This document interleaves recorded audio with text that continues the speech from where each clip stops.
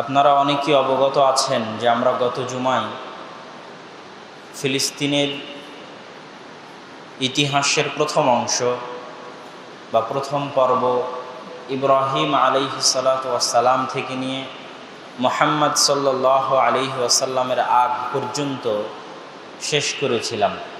আজকে আমরা ফিলিস্তিনের ইতিহাস মুহাম্মদ সাল্লাল্লাহু আলাইহি ওয়াসাল্লাম থেকে শুরু করব। আজকে আমাদের বক্তব্যের দ্বিতীয় পর্ব ইনশাআল্লাহ। মুহাম্মদ সাল্লাল্লাহু আলাইহি ওয়াসাল্লামের সময়ে সর্বপ্রথম ফিলিস্তিন বা বাইতুল মুকাদ্দাসের নাম যখন উচ্চারিত হয় বা পবিত্র কোরআন এবং হাদিসে পাওয়া যায়, সেটা হচ্ছে পবিত্র কোরআনে একটি সূরা আছে, সেই সূরার নাম হচ্ছে সূরাতুর রুম। যে সূরায় আল্লাহ সুবহানাহু ওয়া তাআলা বলেছেন গলিবাতির রুম। এই আয়াত অবতীর্ণ হওয়ার প্রেক্ষাপট যেটা ছিল সেটা হচ্ছে তৎকালীন যুগে সারা পৃথিবী দুই সাম্রাজ্যে বিভক্ত ছিল। একটি হচ্ছে রোমান সাম্রাজ্য, আরেকটি হচ্ছে পারস্য সাম্রাজ্য। রোম শব্দ থেকে এসেছে, যেটা কোরআনে ব্যবহৃত হয়েছে, আর রোম হচ্ছে ইতালির রাজধানী রোম। ইতালির রাজধানী রোম কেন্দ্রিক খ্রিস্টানদের যে একটা বলয়, যেটাকে আমরা এখন ইউরোপ নামে জানি, সেই ইউরোপকেই মূলত আরবিতে রোম বলা হয়। আর পারস্য সাম্রাজ্য হচ্ছে বর্তমান ইরান, যাকে আরবিতে ফোর্স বা ফারেস বলা হয়। সেই ফারেস থেকেই আমরা বলি পারস্য, পারসি, যারা ফার্সি ভাষায় কথা বলে। তো পারস্য সাম্রাজ্যের কেন্দ্র ছিল ইরান, আর রোমান সাম্রাজ্যের কেন্দ্র ছিল ইউরোপ। এই দুই বৃহৎ সাম্রাজ্যে পৃথিবী বিভক্ত ছিল। রোমানরা ছিল আহলুল কিতাব। আহলুল কিতাব মানে যাদের উপর আসমানি কিতাব অবতীর্ণ হয়েছে, যারা কোনো না কোনো নবীর উম্মত। তো রোমানরা ছিল খ্রিস্টান, ঈসা আলাইহিস সালাতু ওয়াস সালামের অনুসারী। অন্যদিকে পারস্য ছিল অগ্নিপূজক, আগুনের পূজারী তথা মুশরিক, আহলুল কিতাব নয়। তো আমরা গত জুমায় দেখেছি যে বাইতুল মুকাদ্দাস অতীতের যুগের সকল জাতি গোত্রের নিকট এবং সকল নবীর নিকট কতটা গুরুত্বপূর্ণ এবং কতটা ইতিহাসের ধারা পরিবর্তনকারী একটি জিনিস হচ্ছে বাইতুল মুকাদ্দাস বা জেরুজালেম। তো এই জেরুজালেম নিয়ে রোমান এবং পারস্যদের মধ্যে যুদ্ধ লেগেই থাকত। রাসূল সাল্লাল্লাহু আলাইহি ওয়াসাল্লাম যখন মক্কায়, তখন পারস্যরা রোমানদেরকে পরাজিত করে বাইতুল মুকাদ্দাস দখলে নিয়ে নেয়। এই ঘটনায় মক্কার মুশরিকরা খুশি হয় আর মুসলমানেরা কষ্ট পায়। মুশরিকরা খুশি হয় এই জন্য যে পারস্যরা অগ্নিপূজক, তাদের সাথে তাদের মিল আছে, উভয়ই মুশরিক। আর মুসলমানেরা কষ্ট পায় এই জন্য যে খ্রিস্টানরা হচ্ছে আহলুল কিতাব, তাদের পরাজয়, আহলুল কিতাবদের পরাজয়। তথা মুহাম্মদ সাল্লাল্লাহু আলাইহি ওয়াসাল্লাম আসার আগ পর্যন্ত কেউ যদি দ্বীনে হক খুঁজতে চায়, তো দ্বীনে হক ছিল ঈসা আলাইহিস সালাতু ওয়াস সালামের দ্বীন। তো আহলুল কিতাবদের পরাজয়ে এবং মুশরিকদের বিজয়ে মক্কার মুশরিকরা খুশি হয় আর মক্কার মুসলমানেরা কষ্ট পায়। তখন আল্লাহ সুবহানাহু ওয়া তাআলা পবিত্র কোরআনে আয়াত অবতীর্ণ করেন গলিবাতির রোম, যে অচিরেই রোমরা বিজয় লাভ করবে এবং তারা অচিরেই পারস্যদের নিকট থেকে বাইতুল মুকাদ্দাস দখলে নেবে। যেই বছরে মুহাম্মদ সাল্লাল্লাহু আলাইহি ওয়াসাল্লামের সাথে বদরের যুদ্ধ সংঘটিত হয়, ঠিক সেই বছরেই রোমানরা পারস্যদেরকে পরাজিত করে, আগের পরাজয়ের 8 থেকে 9 বছর পরে পারস্যদেরকে পরাজিত করে পুনরায় বাইতুল মুকাদ্দাস দখলে নেয়। তখন মুসলমানেরা পুনরায় খুশি হয়। এটা হচ্ছে বাইতুল মুকাদ্দাসের সাথে মুসলমানদের বা মুহাম্মদ সাল্লাল্লাহু আলাইহি ওয়াসাল্লামের পবিত্র কোরআন এবং হাদিস খুঁজলে প্রথম সম্পর্ক খুঁজে পাওয়া যায়, যে বাইতুল মুকাদ্দাস আহলুল কিতাবদের হাতে থাকায় মুসলমানেরা খুশি হচ্ছে, আর অগ্নি পূজকদের হাতে থাকায় মুসলমানেরা কষ্ট পাচ্ছে। এখান থেকে আমাদের বর্তমান সময়ে একটা শিক্ষণীয় আছে, যেটা আমরা দেখি যে ফাতাহ এবং হামাস নিয়ে ফেসবুক, অনলাইন, ইউটিউব, টুইটারে অনেক তর্ক বিতর্ক, মতানৈক্য, মতভেদ। এই ঘটনা থেকে আমরা একটা জিনিস শিখতে পারি যে বাইতুল মুকাদ্দাস যদি একজন অগ্নিপূজকের হাতের চাইতে একজন আহলুল কিতাবের হাতে থাকার কারণে আল্লাহ রাসূল সন্তুষ্ট হয়, তাহলে ইহুদিদের হাতে থাকার চাইতে খ্রিস্টানদের হাতে থাকা ভালো। খ্রিস্টানদের হাতে থাকার চাইতে একজন মুসলমান যার আকীদা খারাপ যদি হয় তো তার হাতে থাকা ভালো। সুতরাং বাইতুল মুকাদ্দাসের লড়াইয়ে আপনাকে দেখতে হবে কে কম খারাপ এবং কার কাছে কালিমা আছে, কে মুসলমান। এই জায়গায় অন্যান্য বিভিন্ন বাহাস নিয়ে এসে ইহুদিবাদী জায়নিস্টদেরকে সহযোগিতা করা বা মুসলমানদেরকে কষ্ট দেওয়া, এটা হচ্ছে নির্বুদ্ধিতার পরিচয়। এরপরে দ্বিতীয় যখন বাইতুল মুকাদ্দাসের নাম পবিত্র কোরআন এবং ইতিহাসের পাতায় দেখা যায়, সেটা হচ্ছে মেরাজের ঘটনা। মেরাজের ঘটনায় আল্লাহ সুবহানাহু ওয়া তাআলা পবিত্র কোরআন মাজিদে বলেছেন, সূরা ইসরা, যেটা পবিত্র কোরআনের একদম মাঝামাঝি 15তম পারায় শুরু হচ্ছে, সুবহানাল্লাযী আসরা বিআবদিহি লাইলাম মিনাল মাসজিদিল হারাম ইলাল মাসজিদিল আকসা। ওই সত্তার মহাপবিত্রতা যিনি তার বান্দাকে ভ্রমণ করিয়েছেন কাবা থেকে আল মসজিদ আল আকসা, মসজিদুল হারাম থেকে মসজিদুল আকসা পর্যন্ত। তার বান্দাকে ভ্রমণ করিয়েছেন কাবা থেকে বাইতুল মুকাদ্দাস পর্যন্ত। এখানে পবিত্র কোরআনে আল্লাহ সুবহানাহু ওয়া তাআলা সরাসরি বাইতুল মুকাদ্দাসের নাম উচ্চারণ করেছেন। এটাই হচ্ছে মেরাজের ঘটনা, যেটার বর্ণনা দিতে গিয়ে রাসূল সাল্লাল্লাহু আলাইহি ওয়াসাল্লাম বহু হাদিসে মেরাজের ঘটনার বর্ণনা পাওয়া যায়। তার মধ্যে যতটুকু আমাদের বাইতুল মুকাদ্দাসের সাথে সম্পৃক্ত আমরা শুধু ততটুকুই নিব। আবু যার গিফারী রাদিয়াল্লাহু তাআলা আনহু থেকে বর্ণিত, তিনি বলেন রাসূল সাল্লাল্লাহু আলাইহি ওয়াসাল্লাম বলেছেন, ফুরিজা আন সাকফি বাইতি, আমার বাড়ির ছাদ ফেড়ে জিবরাইল আসলেন, ওয়ানা বিমাক্কা, এমতো অবস্থায় আমি মক্কায় আছি। তারপর তিনি আমার সিনা চাক বুক কাটলেন এবং একটি স্বর্ণের পাত্রে জমজমের পানি দিয়ে তিনি আমার সিনা ধৌত করলেন। সুম্মা গাসালাহু বিমা'i জামজাম। তারপরে হিকমত এবং ঈমানে পরিপূর্ণ করে আমার আত্মাকে বা অন্তরকে পুনরায় স্থাপন করা হলো। ফাফরাগাহু ফি সদরি, আমার বুকের মধ্যে স্থাপন করা হলো। সুম্মা আখাযা বিয়াদি, তারপরে তিনি আমাকে নিয়ে চলতে শুরু করলেন। আনাস বিন মালিক রাদিয়াল্লাহু তাআলা আনহুর বর্ণনায় তার এই চলার বর্ণনাটা পাওয়া যায়। রাসূল সাল্লাল্লাহু আলাইহি ওয়াসাল্লাম বলেন, আমার নিকটে নিয়ে আসা হয়েছে বিল বোরাক, বোরাককে, হুয়া দাব্বাতুন ফাওকাল হিমার, যেটা ঘোড়ার চাইতে ছোট কিন্তু গাধার চাইতে একটু বড়। তার দৃষ্টিশক্তি তত দূর পর্যন্ত সে তার পা রাখে। ফারাকিবতুহু হাত্তা আতাইতু বাইতাল মাকদিস, আমি সেটাতে আরোহণ করলাম, আমাকে আরোহণ করতে বলা হলো। তারপরে আমি চলে আসলাম বাইতুল মাকদিসে। ফারাবাতুহু বিল হালাকাহ আল্লাতী তারবুতু বিহাল আম্বিয়া, আমি এই বোরাককে বাঁধলাম ওই জায়গার সাথে যেই জায়গায় আম্বিয়ায়ে কেরাম বাঁধতেন। কেননা অতীতের চলে যাওয়া সব অধিকাংশ নবীর স্মৃতি বিজড়িত হচ্ছে বাইতুল মুকাদ্দাস, যেটা আমরা গত জুমায় আলোচনা করেছি। তো যেখানে নবীরা তাদের বাহন বাঁধতেন, আমি সেখানে আমার এই বাহনটা বাঁধলাম। সুম্মা দাখালতু, তারপর আমি প্রবেশ করলাম মসজিদ আকসায়। ফাসাল্লাইতু বিরাকাতাইন, এবং সকল নবীকে সাথে করে নিয়ে 2 রাকাত সালাত আদায় করলাম। তাহলে ইসলামের ইতিহাসে দ্বিতীয়বার যখন বাইতুল মুকাদ্দাসের নাম আমরা দেখতে পাচ্ছি, তখন আল্লাহ রাসূল মক্কায়, আর সেটা হচ্ছে মেরাজের ঘটনা, যেটা আল্লাহ পবিত্র কোরআনেও বর্ণনা করেছে, যেটা রাসূল সাল্লাল্লাহু আলাইহি ওয়াসাল্লামের বিভিন্ন হাদিসেও পাওয়া যায়। তৃতীয়, ইসলামের ইতিহাসে রাসূল সাল্লাল্লাহু আলাইহি ওয়াসাল্লামের জীবদ্দশায় বাইতুল মুকাদ্দাসের আলোচনা। মেরাজ সম্পূর্ণ করে রাসূল সাল্লাল্লাহু আলাইহি ওয়াসাল্লাম যখন সালাত ফরজ করে নিয়ে ফিরে আসলেন, তখন মুসলমানেরা কাবায় থাকার পরেও, মক্কায় থাকার পরেও বা কাবার পাশে সালাত আদায় করার পরেও তারা সালাত আদায় করতে শুরু করলো বাইতুল মুকাদ্দাস মুখী হয়ে। আউয়াল কিবলাতিন, প্রথম কিবলা মুসলমানদের বাইতুল মুকাদ্দাস। অথচ সর্বশ্রেষ্ঠ ঘর কাবা। আউয়ালু বাইতিন উদিআ লিন-নাস বিবাক্কা, কোরআনের আয়াত। সর্বপ্রথম যে ঘর ইবাদতের জন্য তৈরি করা হয়েছে সেটা মক্কায়, সেটাই কাবা। এটাই সর্বশ্রেষ্ঠ, এতে কোনো সন্দেহ নাই। সর্বশ্রেষ্ঠ ঘরের পাশে থেকেও মুসলমানেরা সালাত আদায় করতেছে বাইতুল মুকাদ্দাস মুখী হয়ে।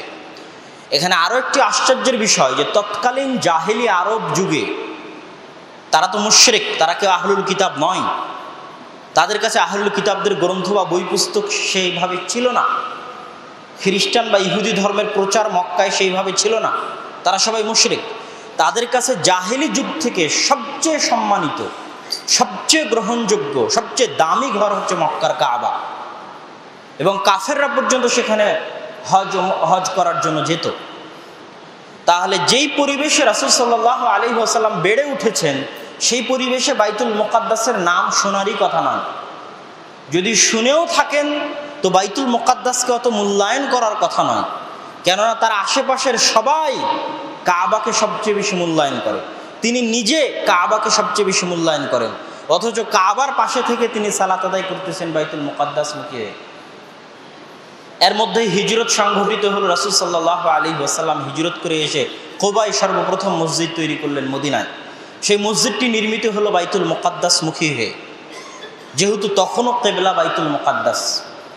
কিন্তু রাসূল সাল্লাল্লাহু আলাইহি ওয়াসাল্লামের মন চাইতো সবসময় যে তিনি কাবামুখী হয়ে সালাত আদায় করবেন, যেটা আল্লাহ সুবহানাহু ওয়া তাআলা পবিত্র কোরআনে বর্ণনা করেছেন সূরা বাকারার 144 নম্বর আয়াতে, যে কদ নারা তাকাল্লুবা ওয়াজহিকা ফিস সামা, আপনি বারবার আসমানের দিকে চান যে কোনো ওহী আসে কিনা কিবলা পরিবর্তনের, এটা আমি বুঝতে পারি। ফালানুওয়াল্লিয়ান্নাকা কিবলাতান তারদাহা, ওই কিবলায় আপনার জন্য নির্ধারণ করে দিলাম যে কিবলায় আপনি খুশি হন। ফাওয়াল্লি ওয়াজহাকা শাতরাল মসজিদিল হারাম, অতএব আজ থেকে আপনার মুখমণ্ডল ফিরিয়ে নিন কাবার দিকে। তো 16 থেকে 17 মাস মুসলমানেরা যেই কিবলামুখী হয়ে সালাত আদায় করেছে কাবার পাশেও এবং মদিনাতেও, এবং প্রথম নির্মিত মসজিদ নির্মিত হয়েছে বাইতুল মুকাদ্দাস মুখী হয়ে, সেটাই হচ্ছে জেরুজালেমের বাইতুল মুকাদ্দাস। তাহলে রাসূল সাল্লাল্লাহু আলাইহি ওয়াসাল্লামের জীবদ্দশাতে আমরা এটা তৃতীয় ঘটনা দেখলাম বাইতুল মুকাদ্দাস কেন্দ্রিক। এখানে একটা কথা আমি বলে রাখি যে কেন কিবলা বাইতুল মুকাদ্দাস মুখী করা হলো, এটা নিয়ে অনেক বিশ্লেষণ, অনেক আলোচনা হয়। কিন্তু সকল আম্বিয়া ইকরামের গত জুমার খুতবা দেখার পরে আমার কাছে যেটা মনে হয়েছে সেটা হচ্ছে, বাইতুল মুকাদ্দাস যদি মুসলমানদের কিবলা না হতো, বা মেরাজ যদি বাইতুল মুকাদ্দাসের দিয়ে রাসূল সাল্লাল্লাহু আলাইহি ওয়াসাল্লাম না করতেন, তাহলে বাইতুল মুকাদ্দাসের সাথে মুসলমানদের সম্পর্ক তৈরি হতো না। মুসলমানরা বিচ্ছিন্ন থাকতো বাইতুল মুকাদ্দাস থেকে। আর বাইতুল মুকাদ্দাস হচ্ছে অতীতে চলে যাওয়া সব নবী রাসূলের ইবাদতের স্থান। তাহলে ইসলাম যদি সার্বজনীন ধর্ম হয়, ইসলাম যদি সর্বশ্রেষ্ঠ ধর্ম হয়, যেটা সারা পৃথিবীব্যাপী নিজের আধিপত্য বিস্তার করবে, সেই আধিপত্য পূর্ণতা পাবে না বাইতুল মুকাদ্দাস ব্যতীত।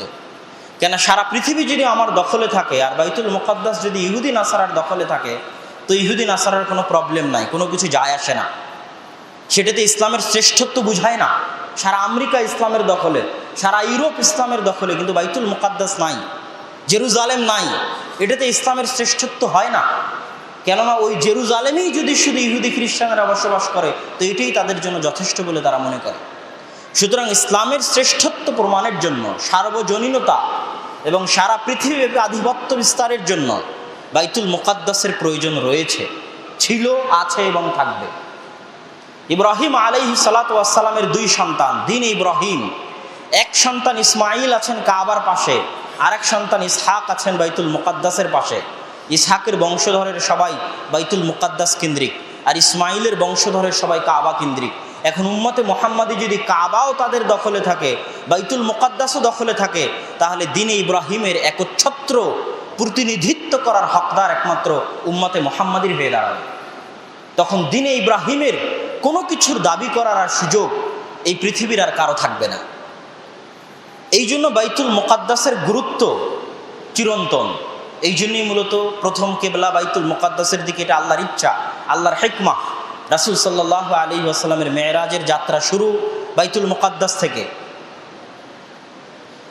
এবার আমরা আসি রাসূল সাল্লাল্লাহু আলাইহি ওয়াসাল্লামের জীবদ্দশায় বাইতুল মুকাদ্দাস কেন্দ্রিক চতুর্থ ঘটনা। এই চতুর্থ ঘটনায় আমরা দেখব যে বাইতুল মুকাদ্দাসে রাসূল সাল্লাল্লাহু আলাইহি ওয়াসাল্লামের নাম উচ্চারিত হচ্ছে, যেই ঘটনা পরবর্তীতে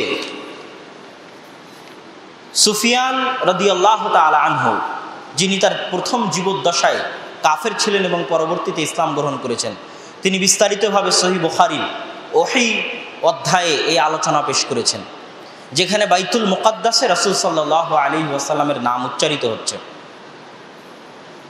সেই ঘটনা হচ্ছে হুদাইবিয়ার সন্ধির পরে রাসূল সাল্লাল্লাহু আলাইহি ওয়াসাল্লাম চিঠি প্রেরণ করা শুরু করলেন বিভিন্ন বাদশার নিকটে। যেই রোমানদের বাইতুল মুকাদ্দাস বিজয়ে আল্লাহ রাসূল খুশি হয়েছিলেন, মক্কার মুসলমানেরা খুশি হয়েছিল, সেই রোমানদের নিকটেই বাইতুল মুকাদ্দাসে রাসূল সাল্লাল্লাহু আলাইহি ওয়াসাল্লাম চিঠি পাঠালেন ইসলাম গ্রহণের। আর হুদাইবিয়ার সন্ধির কারণে যেহেতু মক্কার মুশরিকদের কাছেও কোনো যুদ্ধ বিগ্রহ নাই, এই জন্য মক্কার মুশরিকরাও বের হলো ব্যবসার উদ্দেশ্যে। ব্যবসার উদ্দেশ্যে বের হওয়া মক্কার মুশরিকদের কাফেলা সুফিয়ান রাদিয়াল্লাহু তাআলা আনহুর নেতৃত্বে যখন পৌঁছলো বাইতুল মুকাদ্দাসে বা বাইতুল মুকাদ্দাসের আশেপাশে, ঠিক সেই মুহূর্তে রাসূল সাল্লাল্লাহু আলাইহি ওয়াসাল্লামের চিঠি গিয়ে পৌঁছে রোমান বাদশাহ হিরাক্লিয়াসের নিকটে। রোমান বাদশার নিকটে যখন রাসূল সাল্লাল্লাহু আলাইহি ওয়াসাল্লামের চিঠি দেওয়া হয়, তখন তিনি বাইতুল মুকাদ্দাসে, সেটাকে তারা বলতো ইলিয়া। হাদিসে শব্দটা এসেছে ইলিয়া। ইলিয়া মানে হচ্ছে আল্লাহর ঘর, হিব্রু ভাষায় বাইতুল্লাহ, আল্লাহর ঘর। এই নামটা ইসহাক বা ইয়াকুব আলাইহি সালাতু ওয়াস সালাম দিয়েছিলেন বলে ঐতিহাসিকগণ ধারণা করেন। তো এখন যখন চিঠি গিয়ে পৌঁছলো রোমান বাদশার নিকটে, তখন তার নিকটে এই খবরও গেল যে আরব থেকে একদল মানুষ ব্যবসা করতে এসেছে। তখন তিনি এই চিঠি পড়ার আগেই তাদেরকে ডেকে পাঠালেন। এবার বিস্তারিত এখানে আলোচনা হচ্ছে হাদিসে ডেকে পাঠানোর পর। তখন বাদশাহ জিজ্ঞেস করছে, আইয়ুকুম আকরাবু নাসাবান বিহাযা রাজুল। এই মক্কার কাফের মুশরিকদের যে ব্যবসায়ী গ্রুপ বাইতুল মুকাদ্দাসে তাদেরকে বাদশাহ ডেকে পাঠালো, তাদেরকে বাদশাহ জিজ্ঞেস করছে, আচ্ছা আমার নিকটে অমুকের চিঠি এসেছে, তার সবচেয়ে নিকটবর্তী তোমাদেরকে, তোমাদের মধ্যে ওই ব্যক্তি তথা মুহাম্মদ সাল্লাল্লাহু আলাইহি ওয়াসাল্লামের সবচেয়ে নিকটবর্তী কে? তখন সুফিয়ান বললেন রাদিয়াল্লাহু তাআলা আনহু যে আমি আকরাবুহুম নাসাবান, বংশগত দিক থেকে আমি তার সবচেয়ে নিকটবর্তী। তখন বাদশাহ বলল, উদনুহু মিন্নি, আমার নিকটে আসো, কাছে আসো। আকাররিবু আসহাবাহু ফাজআলুহুম ইনদা যাহরি সুম্মা ক্বালা লিতুরজুমানিহি কুল লাহুম ইন্নী সাইলুন আন হাযা রাজুল ফাইন কাযাবানি ফাকাযযিবুহু। সুফিয়ান রাদিয়াল্লাহু তাআলা আনহুকে কাছে নিয়ে তার আর যারা প্রতিনিধি ছিল, সাথে ব্যবসা করতে এসেছিল, তাদেরকে একটু দূরে রেখে, তার পিছনে রেখে তিনি তার দোভাষীকে বলছেন, ওদেরকে বলে দাও আমি এই ব্যক্তি তথা মুহাম্মদ সাল্লাল্লাহু আলাইহি ওয়াসাল্লাম সম্পর্কে সুফিয়ান তাকে জিজ্ঞেস করব, এ যদি মিথ্যা বলে তাহলে তোমরা যেন তাকে মিথ্যায়িত করো। ফাইন কাযাবানি, সুফিয়ান যদি মিথ্যা বলে তাহলে তোমরা যেন বলে দাও যে সুফিয়ান মিথ্যা বলছে। এবার সুফিয়ান রাদিয়াল্লাহু তাআলা আনহু বলছেন, ফাওয়াল্লাহি লাউলাল হায়াউ মিন আন ইয়াসিরু আলাইয়া কাযিবান, যদি মিথ্যা বলতে আমার লজ্জা না লাগতো তাহলে সেই দিন আমি মিথ্যা বলতাম। এটা সুফিয়ান রাদিয়াল্লাহু তাআলা, তখন তিনি কাফের, তখন তিনি কাফেরদের সর্দার এবং বহু যুদ্ধে তিনি আল্লাহ রাসূলের বিরুদ্ধে নেতৃত্ব দিয়েছেন। বদরের যুদ্ধে আবু জাহালের পাশে থেকেছেন, উহুদের যুদ্ধে নিজে নেতৃত্ব দিয়েছেন, খন্দকের যুদ্ধে নেতৃত্ব দিয়েছেন, বহু যুদ্ধে নেতৃত্ব দিয়েছেন। হুদাইবিয়ার সন্ধি তার মাধ্যমে হয়েছে আল্লাহ রাসূল এবং তার মুখোমুখিতে। তো বহু যুদ্ধে তিনি কাফেরদের সর্দার এবং মক্কার মুশরিকদের সর্দার। তিনি বলছেন যে আমি যদি মিথ্যা বলতে লজ্জা না পেতাম তাহলে সেই দিন মিথ্যা বলতাম। তাহলে কল্পনা করেন একজন কাফের মিথ্যা বলতে লজ্জা পায়, আরবদের নিকটে মিথ্যা বলা কত কঠিন অপরাধ ছিল। আর এখন মুসলমান অহরহ মিথ্যা বলে, 24 ঘন্টা মিথ্যা বলে, সকাল সন্ধ্যা মিথ্যা বলে, উঠতে বসতে মিথ্যা বলে, অথচ সুফিয়ান কাফের অবস্থায় মিথ্যা বলতে লজ্জা পাচ্ছে। তো প্রথম তাকে যে জিজ্ঞাসা করা হলো, সেই জিজ্ঞাসা হচ্ছে কাইফা নাসাবুহু ফীকুম, আচ্ছা এই ব্যক্তি যে নবুয়তের দাবি করছে তার নাসাব, তার বংশমর্যাদা তোমাদের মধ্যে কেমন? তা আমি বললাম হুয়া ফীনা যু নাসাব, তিনি আমাদের মধ্যে উঁচু বংশমর্যাদার অধিকারী। ফাহাল ক্বালা হাযাল কওলু মিনকুম আহাদুন ক্বাত্তু ক্বাবলাহ, আচ্ছা এই বংশের মধ্যে আগে কি কেউ নবুয়তের দাবি করেছিল? আমি বললাম না, এই বংশের মধ্যে আগে কেউ কোনোদিন নবুয়তের দাবি করেনি। ফাহাল কানা মিন আবাইহি মিন মালাক, আচ্ছা এই বংশে আগে কি কেউ কোনোদিন রাজা ছিল? আমি বললাম না, এই বংশে আগে কেউ কোনোদিন রাজা ছিল না। তখন হেরাক্লিয়াস জিজ্ঞেস করছে, ফাশরাফুন নাস ইয়াত্তাবিউনাহু আম দুআফাউহুম, তার অনুসরণ কারা করে, সমাজের গরিব মানুষ না সমাজের ধনী মানুষ? আমি বললাম বাল দুআফাউহুম, সমাজের গরিব মানুষ তার অনুসরণ করে, মিসকিন মানুষ। আমি বললাম আয়াজিদুনা আম ইয়ানকুসুন, তার সদস্য সংখ্যা দিন দিন বাড়ছে না কমছে? আমি বললাম বাল ইয়াজিদুন, বরং দিন দিন বাড়ছে। ফাহাল ইয়ারতাদ্দু আহাদুম মিনহুম সাখতাতান লিদীনিহি বা'দা ইয়াদখুলা ফিহি, তাদের মধ্যে কেউ কি ইসলাম ধর্ম একবার গ্রহণ করার পর পুনরায় ফিরে আসে? আমি বললাম না, কেউ যদি একবার ইসলাম গ্রহণ করে আর ফিরে আসে না। ফাহাল কুনতুম তাত্তাহিমুনাহু বিল কাযিব ক্বাবলা আন ইয়াকুলা মা ক্বাল, আচ্ছা নবুয়তের দাবি করার পূর্বে তোমরা কি কেউ তাকে মিথ্যার অভিযোগে অভিযুক্ত করেছো কোনোদিন, যে মোহাম্মদ মিথ্যা কথা বলে? নবুয়তের দাবি করার পূর্বে কোনোদিন তোমাদের মাঝে মিথ্যা বলা প্রমাণিত হয়েছে কিনা? তখন আমি বললাম যে না, নবুয়তের দাবি করার পূর্বে কোনোদিন তার মিথ্যা বলা প্রমাণিত হয়নি, সে মিথ্যা বলতো না। ফাহাল ইয়াগদের, সে কি ওয়াদা করে ভঙ্গ করে, চুক্তি করে লঙ্ঘন করে? আমি বললাম না, সে কোনোদিন ওয়াদা করে ভঙ্গ করে না, চুক্তি করে লঙ্ঘন করে না। তবে হ্যাঁ, আমরা এখন একটা চুক্তির মধ্যে আছি, জানি না এই চুক্তির বিষয়ে কি করবে। এবার সুফিয়ান রাদিয়াল্লাহু তাআলা আনহু বলছেন, এই একটা কথা ঢুকানো ছাড়া মুহাম্মদ সাল্লাল্লাহু আলাইহি ওয়াসাল্লামের বিপরীতে আর কোনো কথা আমি ঢুকাতে পারিনি। একটা সন্দেহ ঢুকিয়ে দিলাম যে না, আগে তো কোনোদিন চুক্তি ভঙ্গ করেনি, কিন্তু এখন তো হুদায়বিয়ার সন্ধি আছে, না জানি কি করে ভঙ্গ করতেও পারে। তাহলে একটা নেগেটিভ পয়েন্ট আমি এখানেই মাত্র ঢুকাতে পেরেছি, আগে পরে কোথাও ঢুকাতে পারি। তোমরা কি তার সাথে ফাহাল কাতালতুমুহু, তোমরা কি তার সাথে যুদ্ধ করেছো? বললাম হ্যাঁ, আমরা তার সাথে যুদ্ধ করেছি। ফাকাইফা কানা কিতালুকুম ইয়া, তোমাদের সাথে তার যুদ্ধের ধরন কেমন? আমি বললাম দালউন সিয়ালুন, বালতি তথা বালতি একবার কুয়া থেকে, আগের যুগের কুয়ায় বালতি কেউ একবার হাতে নিত রশি টেনে, আবার কেউ রেখে যেত, আবার কেউ হাতে নিত। তো বালতি যেমন একবার একজনের হাতে আর একবার আরেকজনের হাতে, তো জয় পরাজয় আমাদের মধ্যে ঘুরপাক খাচ্ছে। বদরের যুদ্ধে তারা বিজয়ী হয়েছে, উহুদের যুদ্ধে আমরা বিজয়ী হয়েছি, এইভাবে জয় পরাজয় আমাদের মধ্যে ঘুরপাক খাচ্ছে। মাযা ইয়া'মুরুকুম, আচ্ছা এই নবী তোমাদেরকে কিসের দাওয়াত দেয়, কিসের আদেশ দেয়? তখন আমি বললাম, সে বলে উ'বুদুল্লাহ ওয়াহদা, এক আল্লাহর ইবাদত করো, ওয়ালা তুশরিকু বিহি শাই, তার সাথে কাউকে শরীক করিও না, ওয়াতরুকু মা ইয়াকুলু আবাকুম, আর তোমাদের পিতামাতা যা বলে গেছে আগের যুগের তোমাদের আদি পিতাদের অনুসরণ বাদ দাও। ওয়ায়ামুরুনা বিস-সালাতি ওয়াজ-যাকাত, সে আমাদেরকে সালাত আদায়ের নির্দেশ দেয়, যাকাত আদায়ের নির্দেশ দেয়, ওয়াস-সিদকি ওয়াল আফাফি ওয়াস-সিলা, সত্য বলার নির্দেশ দেয় এবং আত্মীয়তার সম্পর্ক রক্ষা করার নির্দেশ দেয়। এবার বাদশাহ হিরাক্লিয়াস তার দোভাষীকে বলছে যে তাকে বলে দাও, আমি তাকে জিজ্ঞেস করেছিলাম তার বংশ সম্পর্কে, সে বলেছে সে উঁচু বংশের অধিকারী। সুফিয়ান বলেছে যে মুহাম্মদ সাল্লাল্লাহু আলাইহি ওয়াসাল্লাম উঁচু বংশমর্যাদার অধিকারী, তাকে বলে দাও ফাকাযালিকা রাসূল তুবআসু ফি নাসাবি কওমিহা, এভাবেই নবী রাসূল উঁচু বংশে প্রেরিত হয়ে থাকেন। ওয়াসাআলতুকা হাল ক্বালা আহাদুম মিনকুম হাযাল কওল, আমি তাকে জিজ্ঞেস করেছিলাম তার বংশে ইতিপূর্বে কেউ নবুয়তের দাবি করেছে কিনা, সে বলেছে যে না, কেউ করেনি। যদি সে বলতো যে ইতিপূর্বে কেউ নবুয়তের দাবি করেছে, তাহলে আমি বলতাম সে তার দেখা দেখি নিজেও নবুয়তের দাবি করেছে। কিন্তু যেহেতু আগে কেউ নবুয়তের দাবি করেনি কুরাইশ বংশে, সুতরাং এটা সে কারো দেখা দেখি করছে, এটাও তো বলা যাবে না।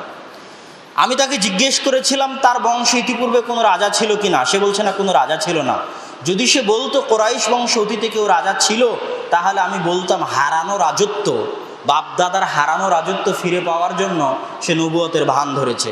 কিন্তু যেহেতু অতীতে কেউ রাজা ছিল না, তাহলে হারানো রাজত্ব ফিরে পাওয়ার কোনো প্রশ্নই আসে না, তাহলে অবশ্যই তার নবুয়তের দাবিটা ঠিক। আমি তাকে জিজ্ঞেস করেছিলাম যে তোমরা কি তার নবুয়তের দাবির পূর্বে কোনোদিন মিথ্যা বলতে দেখেছো? সে বলেছে না, আমরা তাকে মিথ্যা বলতে দেখিনি। তখন তিনি বলছেন যে এইরকমই হয় নবীগণ, তারা মানুষের সাথে কোনো সময় মিথ্যা বলেন না। আমি তাদেরকে জিজ্ঞেস করেছিলাম যে তাকে দুর্বল মানুষ অনুসরণ করে না শক্তিশালী, সে বলেছে দুর্বল গরিব মিসকিন অনুসরণ করে। তাকে বলে দাও হুম আতবা ও রসুল, যুগে যুগে নবী রাসূলের অনুসরণ সমাজের গরিব মিসকিনেরাই করেছে। আমি তাকে জিজ্ঞেস করেছিলাম তার সংখ্যা দিন দিন বাড়ছে না কমছে, সে বলেছে বাড়ছে। তাকে বলে দাও ঈমানের বিষয়টা এরকমই, ঈমানের বিষয় এরকমই যে ঈমান বাড়তেই থাকে, তাকে কেউ থামাতে পারে না। আমি তাকে জিজ্ঞেস করেছিলাম যে তার দিন একবার গ্রহণ করার পর কেউ ফিরে আসে কিনা। সে বলেছে না। তাকে বলে দাও কাযালিকাল ঈমান হিনা তুখালিতু বাশাশাতুল কলব, এটাই ঈমানের স্বাদ, যে একবার আস্বাদন করে সে সেখান থেকে ফিরে আসতে পারে না। আমি তাকে বলেছিলাম সে চুক্তি করে ভঙ্গন করে কিনা। সে বলেছে না, করে না। বলছে নবীরা এরকমই হয়, নবীরা চুক্তি করে ওয়াদা করে ভঙ্গ করে না। আমি তাকে বলেছিলাম সে তোমাদেরকে কিসের আদেশ দেয়। সে বলেছিল এক আল্লাহর ইবাদত করতে, মূর্তি পূজার নিষেধ করতে, সালাত সিয়াম আদায় করতে এবং যাকাত দিতে, সত্য বলতে। তাকে বলে দাও যে এগুলোই হচ্ছে নবীদের আদেশ, যুগে যুগে নবীরা এই দাওয়াতই দিয়ে থাকেন। তাকে আরও বলো যে তখন রাসূল সাল্লাল্লাহু আলাইহি ওয়াসাল্লামের চিঠি তিনি ডেকে পাঠালেন যে দেখি কোথায় মুহাম্মাদের চিঠি নিয়ে আসো। তখন তিনি চিঠি পড়তে লাগলেন। চিঠিতে লেখা ছিল বিসমিল্লাহির রহমানির রহিম মিন মুহাম্মাদিন আবদুল্লাহ ওয়া রাসূলিহি ইলা হিরাকিল আযীমির রোম। আল্লাহর বান্দা এবং আল্লাহ রাসূল মুহাম্মাদের পক্ষ থেকে হেরাকেল, রোমের বাদশাহ, রোমের সম্মানিত বাদশাহ হেরাকেলের নিকটে। এখানে একটা গুরুত্বপূর্ণ বিষয় ইশারা দিয়ে রাখি, আল্লাহ রাসূল চাইলে বলতে পারতেন যে কাফের হেরাকেলের নিকটে, কিন্তু আল্লাহ রাসূল বলেননি যে কাফের হেরাকেলের নিকটে। সর্বোচ্চ সম্মান দিয়ে বলেছেন যে আদিম আর রোম, মহামান্য রোমান সম্রাটের নিকটে। তথা দাওয়াত দিতে হয় ভদ্র ভাষায়, ভদ্রচিত এবং সম্মানের সাথে দাওয়াত দিতে হয়। সালামুন আলা মান ইত্তাবা আল হুদা, যারা হেদায়েতের অনুসরণ করে তাদের উপর সালাম। আম্মা বা'দ ফাইন্নী আদউকা বিদিআয়াতিল ইসলাম, আমি আপনাকে ইসলামের দাওয়াত দিচ্ছি। আসলিম তাসলাম, ইসলাম গ্রহণ করেন, নিরাপদে থাকবেন। আর যদি মুখ ফিরিয়ে নেন তাহলে পাপের ভাগীদার আপনি। তখন এবার হেরাকেল এই চিঠি পড়ার পর বলল, বলে দাও সে যা যা বলল সব যদি সত্য হয়ে থাকে, ফায়াসলামুকা মাউদিই কাদামাইয়া হাতাইন, একদিন আসবে যেই দিন আমার পায়ের নিচে যে মাটি আছে তথা বাইতুল মুকাদ্দাস, আমাদের আলোচনার বিষয় বাইতুল মুকাদ্দাস, আমার পায়ের নিচে যে মাটি আছে বাইতুল মুকাদ্দাস একদিন তার পদানত হবে, তার করতালগত হবে, সে একদিন তার অধীনস্থ হবে এই বাইতুল মুকাদ্দাস। এই ভবিষ্যৎবাণী বাদশাহ হিরাক্লিয়াস করে গেলেন। এটা আমরা রাসূল সাল্লাল্লাহু আলাইহি ওয়াসাল্লামের জীবদ্দশায় চতুর্থ ঘটনা দেখলাম। বাইতুল মুকাদ্দাসে আল্লাহ রাসূলের নাম উচ্চারিত হলো। বাইতুল মুকাদ্দাসের অধিকারী রোমান সম্রাট হিরাক্লিয়াস, সে এখানে কেন এসেছিল? ওই যে পারস্যদের কাছ থেকে বিজয় লাভ করে, রোমানরা যখন বিজয় লাভ করলো তখন কুস্তুনতুনিয়া তথা তুরস্কের বর্তমান ইস্তাম্বুল থেকে পায়ে হেঁটে হজ করার জন্য বাইতুল মুকাদ্দাসে এসেছে। খ্রিস্টানরা হজ করার জন্য বাইতুল মুকাদ্দাসে আসতো। হিরাক্লিয়াস কুস্তুনতুনিয়া থেকে পায়ে হেঁটে এসেছে। সেই সময় আল্লাহ রাসূলের চিঠি তার নিকটে গেছে বাইতুল মুকাদ্দাসে। তাহলে আমার পায়ের নিচে যেই মাটি আছে এই মাটি মুহাম্মদ সাল্লাল্লাহু আলাইহি ওয়াসাল্লামের অধীনস্থ হবে। এবার আমরা দেখব রাসূল সাল্লাল্লাহু আলাইহি ওয়াসাল্লামের জীবদ্দশাতে দুইটা বড় যুদ্ধ রাসূল সাল্লাল্লাহু আলাইহি ওয়াসাল্লাম পরিচালনা করেছেন বাইতুল মুকাদ্দাস বা শাম বা ফিলিস্তিন বিজয় করার জন্য। তার মধ্যে একটা বিখ্যাত যুদ্ধ হচ্ছে মুতার যুদ্ধ। আপনারা গুগল ম্যাপে যদি মুতা লিখে সার্চ দেন তাহলে দেখবেন জর্ডানের ডেড সির এক পারে মুতা আর আরেক পারে হচ্ছে ফিলিস্তিন বা জেরুজালেম। দুটোর দূরত্ব 100 থেকে 120 কিলোমিটারের বেশি হবে না। তথা মুতার যুদ্ধ সাহাবীরা যেখানে লড়াই করেছিলেন রাসূল সাল্লাল্লাহু আলাইহি ওয়াসাল্লামের জীবদ্দশায়, সেটা বাইতুল মুকাদ্দাসের অতি নিকটে। এবং এই লড়াইয়ে রাসূল সাল্লাল্লাহু, এটা ছিল বাইতুল মুকাদ্দাস বিজয় করার জন্য মুসলমানদের প্রথম যুদ্ধ। মুসলমানদের ইতিহাসে আল্লাহ রাসূলের জীবদ্দশায় বাইতুল মুকাদ্দাস বিজয় করার জন্য প্রথম যুদ্ধ। যুদ্ধটা হয়েছিল রাসূল সাল্লাল্লাহু আলাইহি ওয়াসাল্লাম বসরার বাদশাহ, যে রোমান সম্রাট হিরাক্লিয়াসের অধীনে গভর্নর দায়িত্ব পালন করত, তার নাম হচ্ছে শুরাহবিল ইবনে আমর আল গাসসানি। তার নিকটে আল্লাহ রাসূল চিঠি পাঠিয়েছিলেন ইসলামের দাওয়াত দিয়ে। সে আল্লাহ রাসূলের দূতকে হত্যা করেছিল। আর যে নিয়ম হচ্ছে দূতকে হত্যা করা হয় না, আল্লাহ রাসূল কোনো সময় দূতকে হত্যা করেননি। পৃথিবীতে নিয়ম এটা যে দূতকে হত্যা করতে হয় না। যখন দূতকে সে হত্যা করলো তখন রাসূল সাল্লাল্লাহু আলাইহি ওয়াসাল্লাম প্রচণ্ড ক্ষিপ্ত হলেন এবং অত্যন্ত দুর্বল শক্তির অধিকারী হওয়ার পরেও, অত্যন্ত দুর্বল সাম্রাজ্যের অধিকারী হওয়ার পরেও তিনি রোমানদের বিরুদ্ধে সেনাবাহিনী প্রেরণ করলেন। আর সেই সেনাবাহিনীর সংখ্যা ছিল মাত্র 3000। রাসূল সাল্লাল্লাহু আলাইহি ওয়াসাল্লাম তার সেনাপতি নির্ধারণ করে দিলেন।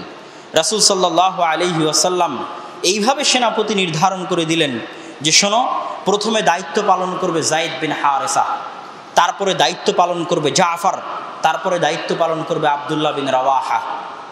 এখান থেকে বোঝা যাচ্ছে যে যখন আল্লাহ রাসূল 3 জন সেনাপতি নির্ধারণ করলেন তথা তারা অনেকেই মারা যাবেন বা আগের দুইজন অন্তত পক্ষে মারা যাবেন, এটা তারা বুঝেই নিয়েছেন।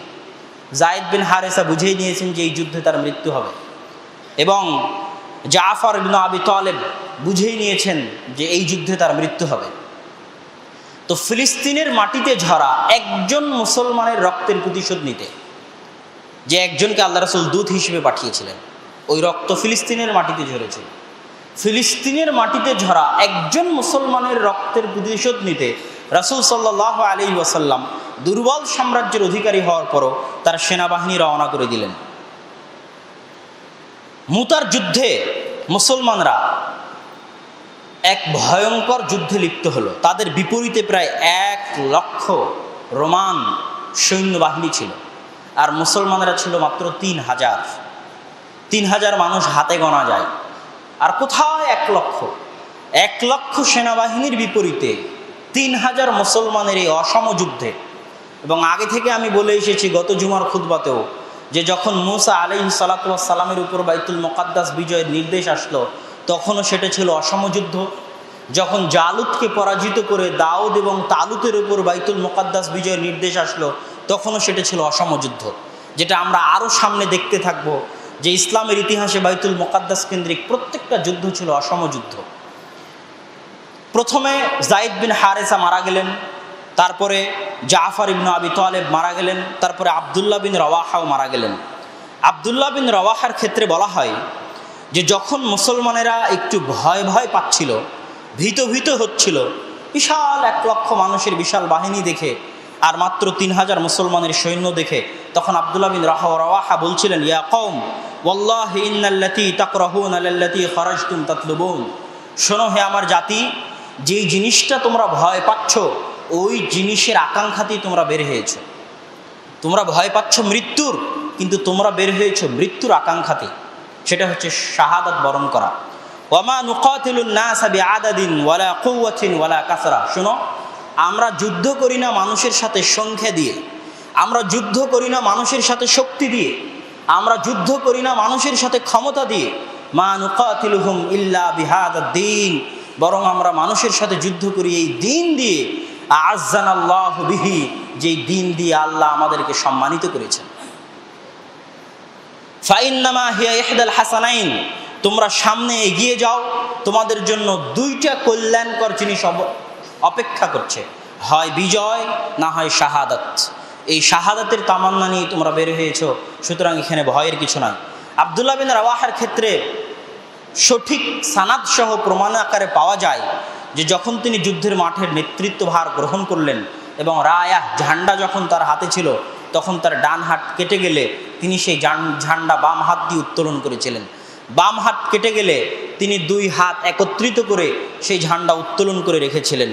এবং পরবর্তীতে আব্দুল্লাহ বিন ওমর রাদিয়াল্লাহু তাআলা আনহুর রিওয়ায়াতে পাওয়া যায় যে তার শরীরে 70-এরও অধিক, হাত্তা কুতিয়া জাসাদাহু নিসফাইন, তার শরীরে 90-এর অধিক তীরের আঘাত এবং তরবারির আঘাত পাওয়া গেছে। 90-এর অধিক তীরের আঘাত এবং তরবারির আঘাত নিয়েও তিনি যুদ্ধের মাঠ থেকে পলায়ন করেননি, যুদ্ধের মাঠ থেকে ঝান্ডা পরিত্যাগ করেননি। এটাই ছিল তাদের ঈমান। যখন 3 জন সেনাপতি মারা গেল, তখন খালিদ ইবনে ওয়ালিদ নিজে থেকে দায়িত্বভার গ্রহণ করলেন, সেনাপতির দায়িত্ব গ্রহণ করলেন। সেই দিন রাসূল সাল্লাল্লাহু আলাইহি ওয়াসাল্লাম মদিনায় বসে বলছেন যে শোনো, আখাদার রায়াত যায়েদ ফাউসিব, যায়েদ বিন হারিসা ঝান্ডা বহন করেছিল, যায়েদ বিন হারিসা মারা গেছে।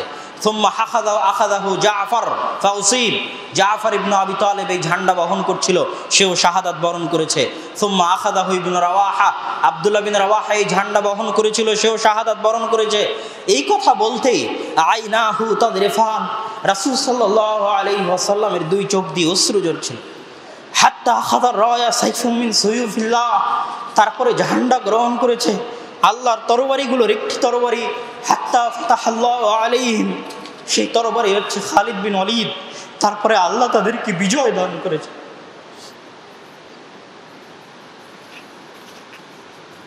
বাইতুল মুকাদ্দাস বিজয়ের জন্য মুসলমানদের মুহাম্মদ সাল্লাল্লাহু আলাইহি ওয়াসাল্লামের জীবদ্দশায় 2য় যুদ্ধ ছিল তাবুকের যুদ্ধ।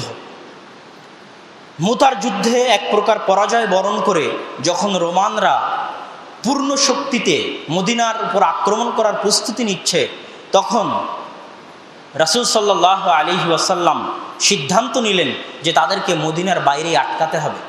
যদি মদিনার বাইরে আটকাতে না পারি তাহলে ইসলামের এই ছোট্ট ক্ষুদ্র সাম্রাজ্য ধূলিসাৎ হয়ে যেতে পারে। আর পরাজয় যদি মদিনার বাইরে হয় তো পালিয়ে এসে মদিনায় আশ্রয় নেওয়া যাবে। এই জন্য রাসূল সাল্লাল্লাহু আলাইহি ওয়াসাল্লাম প্রস্তুতি স্বরূপ মদিনার অসহায় দরিদ্র মিসকিন মুসলমানদেরকে নির্দেশ দিলেন দান করার জন্য, সাদাকা করার জন্য।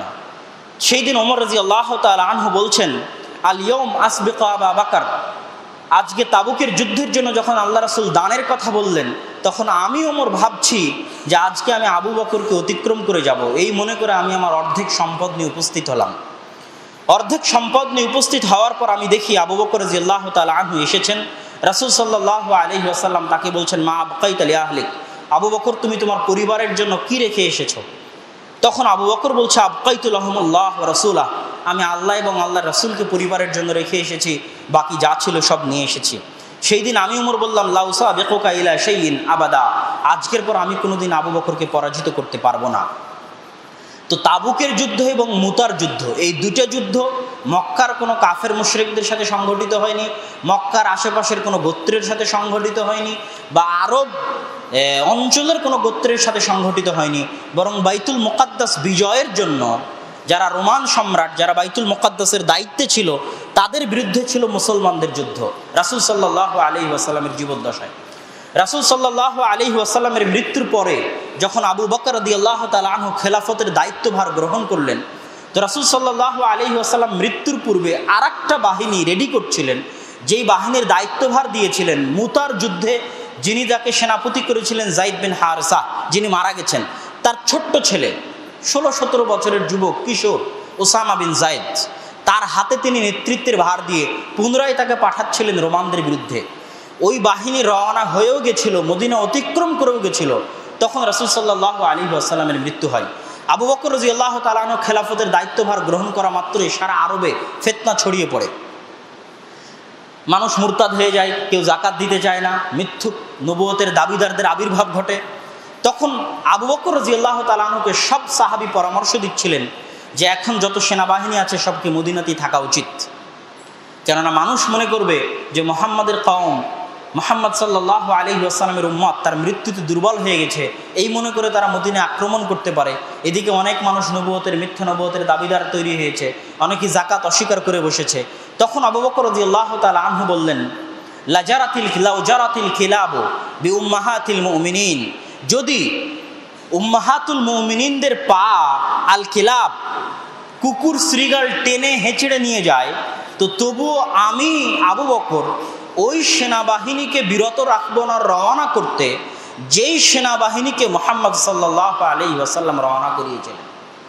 তো এই সেনাবাহিনীও রওনা হয়েছিল বাইতুল মুকাদ্দাস বিজয় করার জন্য। তারপরে দীর্ঘ 1 বছর যাবৎ আবু বকর রাদিয়াল্লাহু তাআলা আনহু মুরতাদদের বিরুদ্ধে, মিথ্যুক নবুয়তের দাবিদারদের বিরুদ্ধে, যাকাত অনাদায়কারীদের বিরুদ্ধে যুদ্ধ পরিচালনা করেন। তারপর তিনি তার সেনাবাহিনীকে তাদের ফিতনা থেকে মুক্ত হওয়ার পর 2 ভাগে বিভক্ত করে দেন। এক ভাগ খালিদ বিন ওয়ালিদের নেতৃত্বে চলে যায় পারস্য বিজয় করার জন্য, আর আরেক ভাগকে তিনি 4 ভাগে ভাগ করে দেন, যাদেরকে তিনি পাঠান শাম, ফিলিস্তিন বা বাইতুল মুকাদ্দাস বিজয় করার জন্য। বাইতুল মুকাদ্দাস বিজয়ের পথে আবু বকর রাদিয়াল্লাহু তাআলা আনহুর জীবদ্দশায় প্রথম যে যুদ্ধ সংগঠিত হয় সেটা হচ্ছে আজনা দাইনের যুদ্ধ। আজনা দাইনের এই যুদ্ধ হচ্ছে সর্বপ্রথম আবু বকর রাদিয়াল্লাহু তাআলা আনহুর খেলাফত আমলে বাইতুল মুকাদ্দাসকে বিজয় করার জন্য যুদ্ধ। এই যুদ্ধে খালিদ বিন ওয়ালিদ ছিলেন এবং আরও বহু সাহাবী ছিলেন যারা এই যুদ্ধে অংশগ্রহণ করেছেন। আজনা দাইন হচ্ছে বর্তমান ফিলিস্তিনের রামাল্লা থেকে মাত্র 30-40 কিলোমিটার দক্ষিণে, জায়গার নাম হচ্ছে আজনা দাইন। এই যুদ্ধে মুআজ বিন জাবাল রাদিয়াল্লাহু তাআলা আনহু থেকে অনেক বড় সাহাবী ছিলেন। এই যুদ্ধে মুআজ বিন জাবাল সাহাবীদেরকে বলেছিলেন, ইয়া মা'শারাল মুসলিমিন আশরু আনফুসাকুম আল ইয়াউমা লিল্লাহ, আজকে তোমরা তোমাদের নিজের জীবনকে বিক্রি করে দাও আল্লাহর জন্য। ফাইন্নাকুম মিন হাজামতুমুহুম আল ইয়াউম কানাত লাকুম হাদিহিল বিলাদ দারাল ইসলাম আবাদা, আজ যদি তোমরা বিজয় লাভ করতে পারো তাহলে এই পুরো ফিলিস্তিন, পুরো শাম চিরদিনের জন্য বিলাদুল ইসলাম বা মুসলমানদের দেশ হিসেবে থেকে যাবে। এটা ছিল আবু বকর রাদিয়াল্লাহু তাআলা আনহুর জীবদ্দশায় সংঘটিত হওয়া যুদ্ধ। আবু বকর রাদিয়াল্লাহু তাআলা আনহু ফিলিস্তিনের বিজয় দেখে যেতে পারেননি। আবু বকর রাদিয়াল্লাহু তাআলা আনহুর মৃত্যুর পরে ওমর রাদিয়াল্লাহু তাআলা আনহু যখন ক্ষমতার দায়িত্বভার গ্রহণ করেন, ক্ষমতার দায়িত্বভার গ্রহণ করা মাত্রই তিনি খালিদ বিন ওয়ালিদকে প্রধান সেনাপতির পদ থেকে অপসারণ করেন। এটা ওমর রাদিয়াল্লাহু তাআলা আনহুর খেলাফত আমলের এক ব্যতিক্রমধর্মী সিদ্ধান্ত ছিল, যেটা ঐতিহাসিকদের আলোচনায় বিভিন্ন রকম উল্টাপাল্টা আলোচনা হয়। কিন্তু আসলে কেন তিনি তাকে প্রধান সেনাপতির দায়িত্বভার থেকে অপসারণ করেছিলেন সে বিষয়ে তার নিজস্ব কিছু বর্ণনা বিভিন্ন রেওয়ায়েতে পাওয়া যায়। ওমর রাদিয়াল্লাহু তাআলা আনহু বলছেন, ওয়াল্লাহি ইন্নী লামা আযিলহু আন সাখাতিহি ওয়ালা খিয়ানা, আমি খালিদ বিন ওয়ালিদকে তার কোনো ভুলের কারণে অপসারণ করিনি। ওয়ালাকিন্নী রাআইতু, বরং আমি দেখছি, আন্নান নাস ক্বাদ ফুতিনু বিহি ফাখাশাইতু আন ইউওয়াক্কিলু ইলাইহি, আমি দেখছি যে মানুষ মনে করে বসতেছে যে খালিদ বিন ওয়ালিদ থাকলেই যুদ্ধে বিজয় হয়, আর খালিদ বিন ওয়ালিদ যদি না থাকে তাহলে যুদ্ধে বিজয় হবে না।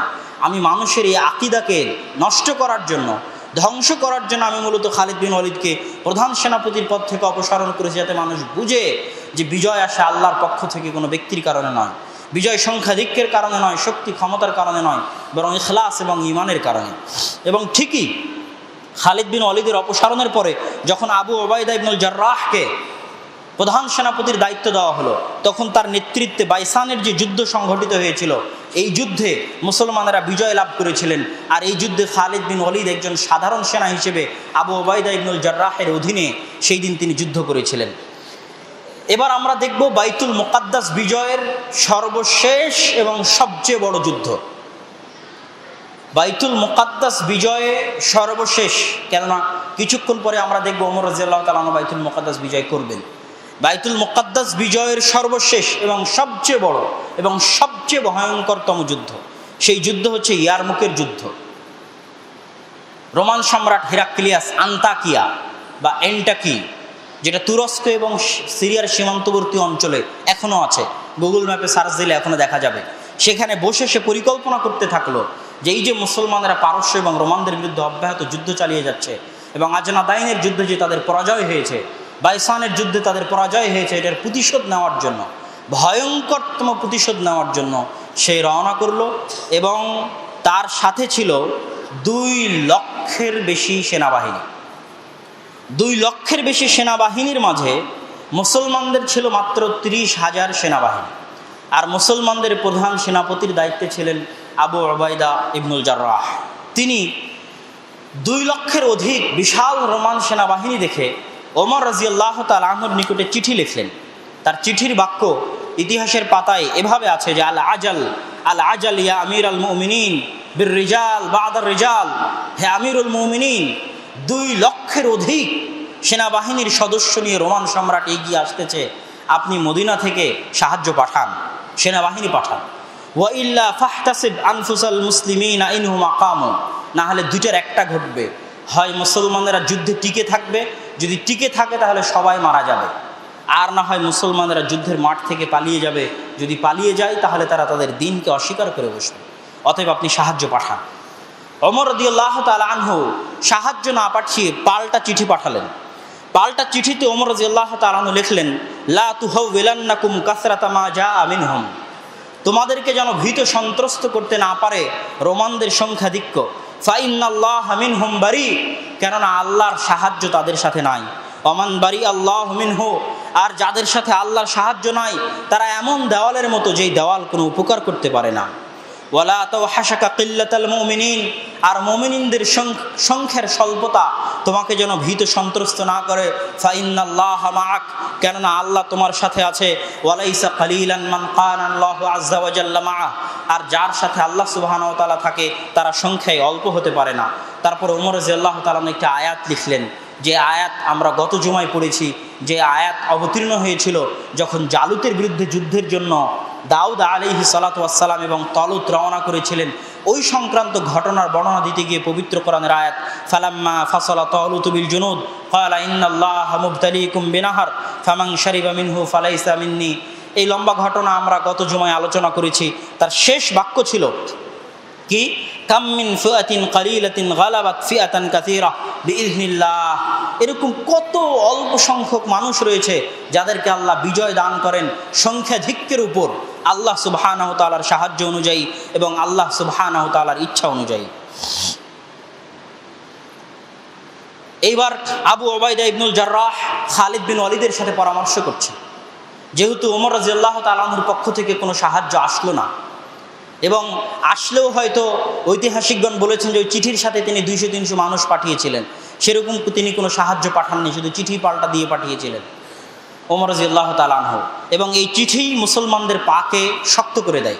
তখন আবু ওবায়দা ইবনুল জাররাহ মুসলমানদের সাথে পরামর্শ করছেন, তার মধ্যে খালিদ ইবনুল ওয়ালিদের সাথে পরামর্শ করছেন যে কিভাবে যুদ্ধ করা যায়। তখন খালিদ বিন ওয়ালিদ ডাইরেক্ট আবু ওবায়দা ইবনুল জাররাহকে ডাইরেক্ট প্রস্তাব দিলেন, শোনো আমি যেটা বলবো আপনি কি সেটা মানবেন? তখন আবু ওবায়দা ইবনুল জাররাহ বলছেন, হ্যাঁ আপনি যেটা বলবেন আমি সেটা মানব। তখন খালিদ বিন ওয়ালিদ বলছেন, আজকের জন্য আপনি দায়িত্ব আমার উপর ছেড়ে দেন, আপনাকে প্রধান সেনাপতি করেছে ওমর রাদিয়াল্লাহু তাআলা আনহু, আমি আপনাকে মানি, সম্মান করি, এবং মানার ঘটনা পুরো ইতিহাসে আছে, কিন্তু আপনি আমার সাথে পরামর্শ করতে এসেছেন, আজকের জন্য আপনার সাথে আমার প্রথম পরামর্শ, আজকের যুদ্ধের দায়িত্ব আপনি আমার উপর ছেড়ে দিন। আবু ওবায়দা ইবনুল জাররাহ একমত হলেন এবং তিনি খালিদ বিন ওয়ালিদের উপর যুদ্ধের দায়িত্ব ছেড়ে দিলেন। যদিও সর্বময় ক্ষমতার অধিকারী প্রধান সেনাপতি আবু ওবায়দা ইবনুল জাররাহ, কিন্তু পুরো যুদ্ধ পরিচালনা করার ভারপ্রাপ্ত জিম্মেদারি খালিদ বিন ওয়ালিদের উপর দিয়ে দিলেন আবু ওবায়দা ইবনুল জাররাহ। সেই দিন খালিদ বিন ওয়ালিদ মুসলমানদেরকে বলেছিলেন, আরা ওয়াল্লাহি ইন কুন্না নুকাতাল বিল কাসরা ওয়াল আদাদহুম আকসার মিন্না ওয়া আকা মিন্না ওয়া মা লানা বিহিম ইদান তাকা ওয়া ইন্না নুকাতিলুহুম বিল্লাহি ওয়া বিল্লাহ। শোনো, আমরা মানুষদের সাথে যুদ্ধ করি না সংখ্যাধিক্য দিয়ে, শক্তি দিয়ে, ক্ষমতা দিয়ে, বরং আমরা মানুষের সাথে যুদ্ধ করি বিল্লাহ বিল্লাহ, আল্লাহকে দিয়ে। ফামা আরা আন্না জামাআতাহুম ওয়ালাউ কানু আহলাল আরদি জামিআ আন্নাহা তাগনি আনহুম শাইআ। যদি রোমানের 2 লক্ষর জায়গায় সারা পৃথিবীর সব মানুষ একত্রিত হয়, তো আমি খালিদ বিন ওয়ালিদ পরোয়া করি না সারা পৃথিবীর সব মানুষ একত্রিত হয়ে গেলে, যতক্ষণ আল্লাহ সুবহানাহু ওয়া তাআলা আমাদের সাথে আছে। সেই দিন ইয়ারমুকের যুদ্ধে বাইতুল মুকাদ্দাস বিজয়ের সবচেয়ে ভয়ঙ্কর যুদ্ধ সংঘটিত হয়েছিল। খালিদ বিন ওয়ালিদ রাদিয়াল্লাহু তাআলা আনহু নিজে ইয়ারমুকের জায়গা চয়ন করেছিলেন, যেটা ছিল চারিদিক থেকে একটু উঁচু পাহাড় ঘেরা, 3 দিক থেকে উঁচু পাহাড় ঘেরা মরুভূমির উপত্যকা, এবং তার পরিকল্পনা ছিল রোমান বিশাল 2 লক্ষ সেনাবাহিনীকে ওই উপত্যকায় আটকিয়ে দেওয়া এবং মরুভূমি অঞ্চলের মধ্যে আটকিয়ে দেওয়া, যাতে এই মরুভূমি অঞ্চলের সাথে হয়তো কুস্তুনতুনিয়া, তুরস্ক, ইউরোপ থেকে যারা আসতেছে তারা অতটা পরিচিত নয়, আবার আশেপাশে পাহাড় আছে, যাতে তাদের সাথে যুদ্ধ করতে সহযোগিতা হয়। যখন রোমানরা এগিয়ে আসলো, তখন মুসলমানদের মধ্যে কেউ বলছে, মা আকসারা রোমান আমা আকাল্লাল মুসলিমিন, কোথায় 2 লক্ষ আর কোথায় 30,000, কত রোমান সৈন্যবাহিনী আর কত অল্প মুসলমান। তখন খালিদ বিন ওয়ালিদ আবার মুসলমানদেরকে বললেন, তোমরা বলো মা আকসারাল মুসলিমিন ওমা আকাল্লা রোমান, যে কত সংখ্যাধিক্য মুসলমানদের আর কত অল্প সংখ্যক রোমান। কেননা ওয়াল্লাহি লা নুনসার ইল্লা বিল্লাহি আযজা ওয়া জাল, কেননা আমরা জয়লাভ করতে পারবো না আল্লাহ সুবহানাহু ওয়া তাআলার সাহায্য ছাড়া। এইভাবে ইয়ারমুকের যুদ্ধে মুসলমানরা বিজয় লাভ করে, আর এটাই ছিল বাইতুল মুকাদ্দাস বিজয়ের সর্বশেষ যুদ্ধ। এই যুদ্ধে মুসলমানদের বিজয়ের মাধ্যমে পুনরায় মুসলমানরা ওই যে আবু বকর রাদিয়াল্লাহু তাআলা আনহু 4টে সেনাবাহিনী পাঠিয়েছিলেন ফিলিস্তিনের জন্য, ওই 4 ভাগে ভাগ হয়ে যায়, এবং ইয়ারমুকের যুদ্ধের পরে কেউ জর্ডান বিজয়ের জন্য বের হয়ে যায়, কেউ দামেস্ক বিজয়ের জন্য বের হয়ে যায়, কেউ ফিলিস্তিনের যে অঞ্চলগুলো আছে গাজা, ইয়াফা, হাইফা, তেল আবিব, এই অঞ্চলগুলো বিজয়ের জন্য বের হয়ে যায়। আর ফিলিস্তিনের এই অঞ্চলগুলো বিজয়ের জন্য বের হন আমর ইবনুল আস রাদিয়াল্লাহু তাআলা আনহু। আমর ইবনুল আস রাদিয়াল্লাহু তাআলা আনহু এই বাইতুল মুকাদ্দাসের 4 দিক থেকে তিনি মুসলমানদের সকল শহর, সকল এলাকা দখল করে ফেলেন। শুধু বাকি থাকছে বাইতুল মুকাদ্দাস, আল কুদস। যখন শুধু আল কুদস বাকি, তখন আমর ইবনুল আস রওনা দিলেন আল কুদসের দিকে। জেরুজালেমকে 4 দিক থেকে তিনি দখল করে ফেলেছেন, এখন তিনি কুদসের দিকে রওনা দিলেন। কুদসের দিকে রওনা দেওয়ার বিশাল ঘটনা আছে, সেই লম্বা ঘটনায় আমরা না গিয়ে আজকে যেহেতু ওমর রাদিয়াল্লাহু তাআলা আনহু কর্তৃক বাইতুল মুকাদ্দাস বিজয়ের ঘটনা বলে শেষ করব। তো জেরুজালেম তখন ছিল রোমানদের সবচেয়ে শক্তিশালী দুর্গ, সবচেয়ে কেন্দ্রস্থল। সেটা যখন তিনি কাছে গেলেন, কাছে যাওয়ার পর তিনি চিঠি লিখে পাঠালেন আবু উবাইদা ইবনুল জাররাহের নিকটে, যে এখানে একাই আমার পক্ষে বিজয় লাভ করা সম্ভব নয়, আপনি আসেন। তখন আবু উবাইদা ইবনুল জাররাহ আরও 3 দিকে যারা যুদ্ধ করছিলেন তাদেরকেও ডেকে পাঠালেন। তখন বাইতুল মুকাদ্দাসের চারিপাশে যত মানুষ জমা হয়েছিল মুসলমানদের পক্ষ থেকে, তার মধ্যে শুধু 4000 সাহাবী ছিল। এত সাহাবী কোনো যুদ্ধে অংশগ্রহণ করেছে তাই ইতিহাসের পাতায় পাওয়া যায় না। 4000 সাহাবী বাইতুল মুকাদ্দাসের চারপাশে জমা হয়েছে। বাইতুল মুকাদ্দাসকে ঘিরে ধরেছেন। বাইতুল মুকাদ্দাসকে ঘিরে ধরার পর যখন ভেতরে যে পাদ্রী আছে সেই পাদ্রী সিদ্ধান্তহীনতায় ভুগছে যে সে কী করবে। সিদ্ধান্তহীনতায় ভুগতে যখন আবু উবাইদা ইবনুল জাররাহ আসেন তখন মুসলমানেরা তাকবীর দিচ্ছিল। মুসলমানদের তাকবীর ধ্বনিতে পাদ্রী ভিতর থেকে বের হয়ে এসে দেখলো যে কে এসেছে, দেখে আবু উবাইদা ইবনুল জাররাহ। তখন সে তার হাতে থাকা তাওরাত বা ইনজিলের সাথে মিলিয়ে দেখে যে বাইতুল মুকাদ্দাস যার বিজয় করার কথা সে তো এ নয়। তখন আবার সে বাইতুল মুকাদ্দাসের ভিতরে ফিরে গিয়ে বলছে, তোমরা শান্ত থাকো, যার হাতে বাইতুল মুকাদ্দাস বিজয় হওয়ার কথা সে এখনো আসেনি, অতএব কোনো চিন্তা নাই। কিন্তু খাদ্যের সংকটের কারণে, পানির সংকটের কারণে পাদ্রী আবার বের হয়ে এসে আমর ইবনুল আসের সাথে কথা বলতে চায়। আমর ইবনুল আসের সাথে কথা বলতে বলতে মদিনায় বসে থাকা ওমর রাদিয়াল্লাহু তাআলা আনহুর বৈশিষ্ট্যের আলোচনা আসে। যখন ওমর রাদিয়াল্লাহু তাআলা আনহুর বৈশিষ্ট্য পাদ্রী শুনে তখন পাদ্রী বলে, হ্যাঁ এই তো সে যার হাতে বাইতুল মুকাদ্দাস বিজয় হবে, আমাদের কিতাবে লেখা আছে।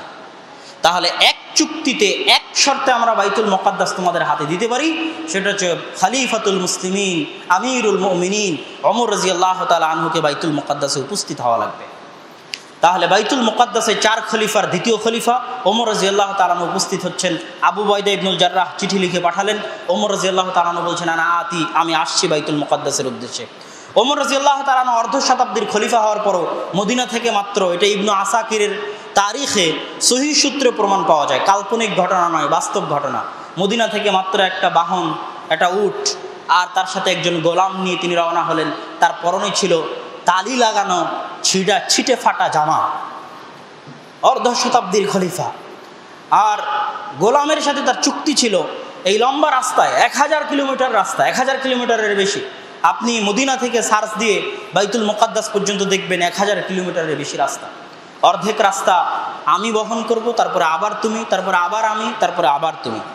এইভাবে ওমর রাদিয়াল্লাহু তাআলা আনহু গোলামের সাথে এই চুক্তিতে আবদ্ধ হয়ে আসলেন। যেই মুহূর্তে দামেস্ক গেট, এখনও জেরুজালেমের দামেস্ক গেট আছে, দামেস্ক গেট দিয়ে ওমর রাদিয়াল্লাহু তাআলা আনহু নিকটবর্তী এসে গেছেন, কাছে এসে গেছেন, তখন তার পালি ছিল উটের রশি ধরে টানা, আর উটের উপর বসেছিল গোলাম। আবু উবাইদা ইবনুল জাররাহ নিজে অনেক বড় পরহেজগার, অনেক বড় তাকওয়াবান এবং অনেক বড় আল্লাহ ভীরু মানুষ হওয়ার পরেও আবু উবাইদা ইবনুল জাররাহের অন্তরে কষ্ট হলো। কি কষ্ট হলো? যে এই এত বড় ফিলিস্তিনের অধিবাসী, জেরুজালেমের অধিবাসীরা কি মনে করবে যে মুসলমানদের বাদশাহ এরকম এত ছিটেফাটা জামা পরে, পুরো শরীর ধুলোয় মলিন, বৃত্তিহীন মাটিতে মলিন অবস্থায় আসতেছে। এটা তার অন্তরে কষ্ট দিল। তিনি কাছে গিয়ে ওমর রাদিয়াল্লাহু তাআলা আনহুকে বলছেন, ওমর রাদিয়াল্লাহু তাআলা আনহু, আপনি এটা কি পোশাক পরে এসেছেন? ইয়ানজুরু ইলাইনা রোমান নাজরাতা কিল্লা, রোমানরা আমাদেরকে ছোট চোখে দেখতেছে, নিচু চোখে দেখতেছে, আপনি কিভাবে এখানে এসেছেন? তখন ওমর রাদিয়াল্লাহু তাআলা আনহু বলছেন, লাউ কানা গায়রু ক্বালাহা, হে আবু উবাইদা ইবনুল জাররাহ, আজকের এই কথা তুমি না বলে যদি অন্য কেউ বলতো তাহলে মানাতো। কুন্না কওমান আযিল্লাহ, আমরা ছিলাম অপমানিত জাতি, আমাদের কোনো মান সম্মান ছিল না, মুশরিক ছিলাম, সমাজে অগ্রহণযোগ্য ছিলাম, আমাদের কোনো ক্ষমতা ছিল না, আমাদের কোনো দাপট ছিল না। ফাআজ্জানাল্লাহু আযজা ওয়া জাল্লা বিল ইসলাম, আল্লাহ আমাদেরকে ইসলাম দিয়ে সম্মানিত করেছেন, আল্লাহ আমাদেরকে ইসলাম দিয়ে ক্ষমতা দিয়েছেন, আল্লাহ আমাদেরকে ইসলাম দিয়ে সাহায্য দিয়েছেন। ওয়া মাহমাবতাগাইনাল ইজ্জা ফি গায়রিহি আযাল্লানাল্লাহু আযজা ওয়া জাল্লা, ইসলাম ব্যতীত অন্য কিছু যদি আমরা খুঁজতে যাই, অন্য কিছুর যদি আমরা অনুসরণ করতে যাই, পুনরায় আল্লাহ আমাদেরকে অপমানিত করে দিবেন। ওমর রাদিয়াল্লাহু তাআলা আনহুর এই বাক্য স্বর্ণাক্ষরে লিখে রাখার মতো। বাইতুল মুকাদ্দাস বিজয় হলো। বিজয় হওয়ার পর আমি সংক্ষেপে শেষ করে দিচ্ছি। ওমর রাদিয়াল্লাহু তাআলা আনহুর সাথে চুক্তি হলো। সেই চুক্তির এখনও সেই চুক্তিনামাটা, লিখিত চুক্তিনামাটা ফিলিস্তিনের যে কেয়ামা কানিসা আছে, কেয়ামা গির্জা আছে, সেই কেয়ামা গির্জায় এখনও সংরক্ষিত আকারে আছে। সেই চুক্তিতে লেখা আছে, হাদা মা আতা আব্দুল্লাহ, এটা আল্লাহর বান্দা ওমর, তিনি নিজেকে ওখানে বড় কোনো লকবে সম্বোধন করেননি। আল্লাহর বান্দা ওমর আহলা ইলিয়া বাইতুল মুকাদ্দাসের অধিবাসীকে দিচ্ছে মিনাল আমান, নিরাপত্তা, আমান আনফুসিহিম ওয়া আমওয়ালিহিম, বাইতুল মুকাদ্দাসের খ্রিস্টান যত অধিবাসী আছে সকলের জান, মাল, ধন, সম্পদ নিরাপদ। যদিও আমরা মুসলমানেরা আমাদের আকীদা খ্রিস্টানদের আকীদার বিরোধী, কেননা মুসলমানদের কোরআনে লেখা আছে ওমা কাতালুহু ওমা সালাবুহু ওয়ালাকিন শুব্বিহা লাহুম, মুসলমানেরা বিশ্বাস করে ঈসা আলাইহিস সালামকে হত্যা করা হয়নি, তাকে আসমানে উঠিয়ে নেওয়া হয়েছে। আর খ্রিস্টানরা বিশ্বাস করে তাকে হত্যা করা হয়েছে। এই বিরোধিতার পরও আতাহুম আমানান লিআনফুসিহিম ওয়া আমওয়ালিহিম, তাদেরকে আমি নিরাপত্তা দিচ্ছি, লা ইউকরাহুনা আলা দীনিহিম, ইসলাম গ্রহণ করার জন্য জবরদস্তি করানো হবে না, ওয়ালা ইউদাররা আহাদুম মিনহুম, কাউকে কোনো ক্ষতি করা হবে না, ওয়ালা ইয়াসকুনু বিইলিয়া মাআহুম আহাদুম মিনাল ইয়াহুদ, আর এই বাইতুল মুকাদ্দাসে তাদের সাথে কোনো ইহুদি বসবাস করতে পারবে না। এ আবার আজীব চুক্তিতে এখনো লেখা আছে। এই কথা কোথায় থেকে আসলো? এটা ওমর রাদিয়াল্লাহু তাআলা নিজে থেকে যোগ করেননি, এটা পাদ্রীর দাবি ছিল যে আপনি চুক্তিতে এই জিনিসগুলো যোগ করেন। তার মধ্যে এই বাক্যটা যোগ করতে ওমর রাদিয়াল্লাহু তাআলাকে বাধ্য করা হয় যে এই জেরুজালেমে কোনো ইহুদি বসবাস করতে পারবে। এবং নিকট অতীতেও ইহুদিদের উপর সবচেয়ে অত্যাচার, সবচেয়ে জুলুম, সবচেয়ে অপমান অপদস্থ মূলত খ্রিস্টানদের হাতেই হয়েছে। আপনারা হিটলারের কথা জানেন, 60 লক্ষ ইহুদিকে সে হত্যা, সে খ্রিস্টান ছিল। কেননা খ্রিস্টানরা ইহুদিদেরকে সহ্য করতে পারত না। তাহলে আজকে আমেরিকা এবং ইউরোপ ওমর রাদিয়াল্লাহু তাআলার সাথে করা চুক্তি ভঙ্গ করেছে।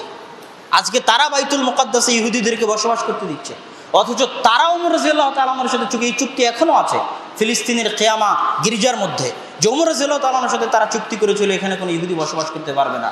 ওমর রাদিয়াল্লাহু তাআলা চুক্তি কমপ্লিট করার পর পাদ্রীকে বললেন, পাদ্রী তাকে কিয়ামা গির্জায় নিয়ে গেল। তখনও তারা খুব সম্মান করত, এখনও সম্মান করত। সেই গির্জায় ঢোকার পর পাদ্রী ওমর রাদিয়াল্লাহু তাআলা আনহুকে বললেন যে আপনি এখানে সালাত আদায় করেন। ওমর রাদিয়াল্লাহু তাআলা বললেন, না, আমি যদি এখানে সালাত আদায় করি তাহলে আমার পরবর্তীতে যে সমস্ত মুসলমানেরা আসবে তারা বলবে ওমর রাদিয়াল্লাহু তাআলা এখানে সালাত আদায় করেছিলেন, অতএব এটাকে মসজিদ বানিয়ে দাও। তখন আপনার এই গির্জা টিকবে না, আপনার গির্জা মসজিদ হয়ে যাবে। তখন ওমর রাদিয়াল্লাহু তাআলা সেখানে সালাত আদায় করলেন না, এখনও সেই গির্জা আছে।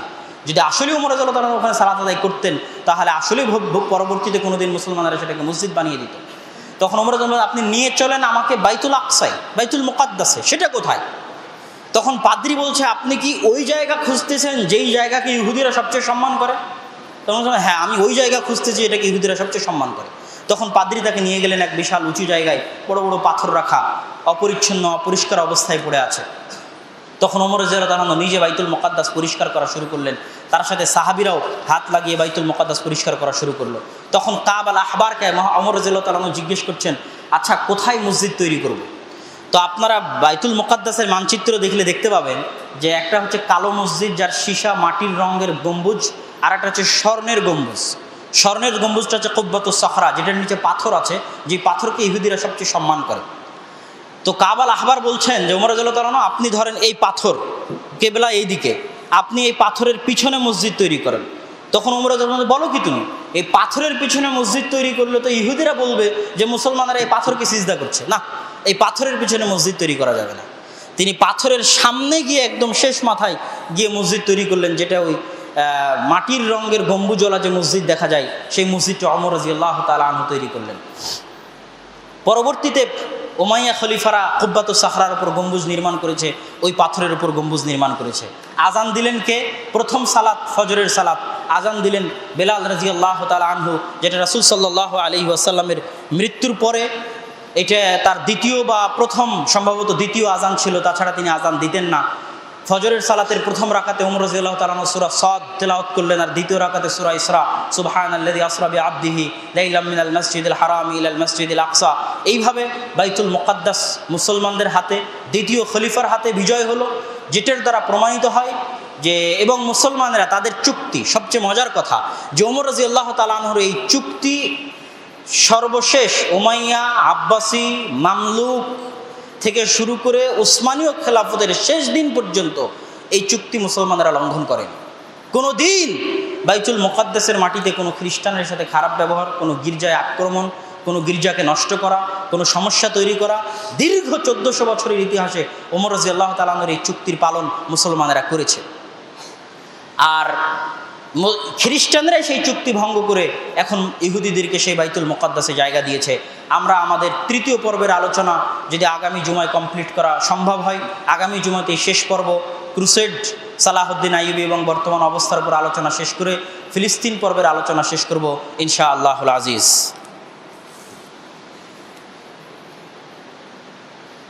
الحمد لله وحده والصلاة والسلام على من لا نبي بعده يا أيها الذين آمنوا صلوا عليه وسلموا تسليما اللهم صل على محمد وعلى آل محمد كما صليت على إبراهيم وعلى آل إبراهيم إنك حميد مجيد اللهم بارك على محمد وعلى آل محمد كما باركت على إبراهيم وعلى آل إبراهيم إنك حميد مجيد ربنا ظلمنا أنفسنا وإن لم تغفر لنا وترحمنا لنكونن من الخاسرين ربنا آتنا في الدنيا حسنة وفي الآخرة حسنة وقنا عذاب النار رب ارحمهما كما ربياني صغيرا رب ارحمهما كما ربياني صغيرا رب ارحمهما كما ربياني صغيرا اللهم انصر المظلومين المسلمين المجاهدين في فلسطين